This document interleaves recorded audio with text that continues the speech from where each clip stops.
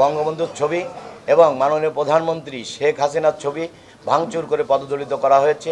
আমার অভিযোগ হচ্ছে আমার কর্মী এবং সমর্থক তাদেরকে নির্বাচনের 2-3 দিন আগে থেকে তাদের উপরে হামলা এবং নির্যাতন শুরু হয়, হুমকি শুরু হয়।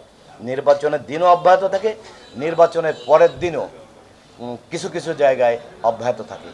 আমার জাবু সঞ্চালে আহত হয়েছে আমার ইউপি সদস্য এবং ওয়ার্ড আওয়ামী লীগের সভাপতি বাবর সহ হাসান ফরিদ, যা আমি পাঠ করেছি। আমার ওখানে আমার দলীয় অফিস ওটা ভাঙচুর করা হয়েছে। বঙ্গবন্ধুর ছবি এবং মাননীয় প্রধানমন্ত্রী শেখ হাসিনার ছবি ভাঙচুর করে পদদলিত করা হয়েছে।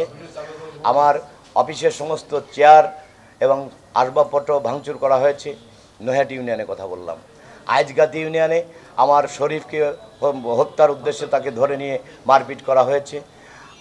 এর নির্বাচনের আগের দিন আমার খোকন মোড়লকে হত্যার উদ্দেশ্যে তাকে মারপিট করা হয়েছে। পুলিশ তাদের একজনকে গ্রেপ্তারও করেছিল।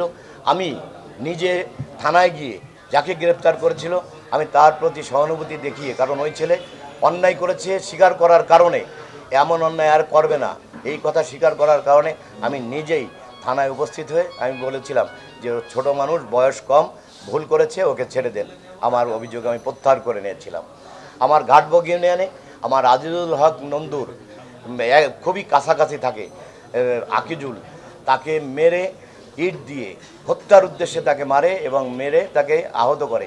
তাকে বিভিন্ন হাসপাতালে চিকিৎসা করা হয়েছে, প্রথমে ছোটোখাটো ক্লিনিকে, পরবর্তীতে আপনার সরকারি হসপিটাল।